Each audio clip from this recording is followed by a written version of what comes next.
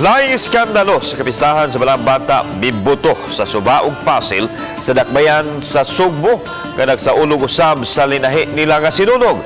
Usa ka gituoang transgender ang nagpagawa siyang suso samtang nagsayaw. Ana exclusive report. Kini ang hulagway sa gituoang trans woman nga nagpakita siyang suso samtang nagsayaw dala ang imahen ni Senyor Santo Niño. Sigon sa photo sender nga dili lang gusto magpaila, nga nahitabo kini human sa ilang fluvial procession sa linahi nga kasalugan sa sinunog sa barangay Suba ug sa barangay Pasil. Gikumpirmar ni Evelyn Amudia kinsa nakasaksi personal ni adtong higayuna sa gihimo nining grupuha nga anaa sa hulagway. Siya mismo gilainan sa iyang nakita og nainsulto isip dibuto sa senyor nga giingon ni adto sa pagdala. Lalainan ko nagtanawan na niya gud murag bastos ra jud kay stanan. Mga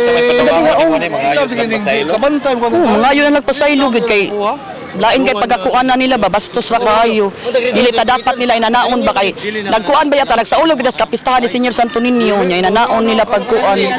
Dismayado usab ang mga mulupyo sa dapit dihang nakita ang malaw-ay nga hulagway. Giyukbuan nila ang senyor nga ilang gipistahan apan alang kanila na bastos kini sa gihimo sa naasoy nilalang. Ngilad sir, ngilad kay bawi nga. Balaan biya ng bata. Ang respetaran ba?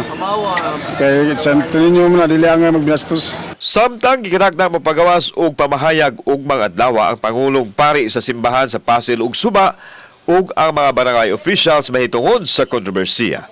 Kauban si Marlon Melgaso, ako si Alan Domingo. Balitang Bisdak.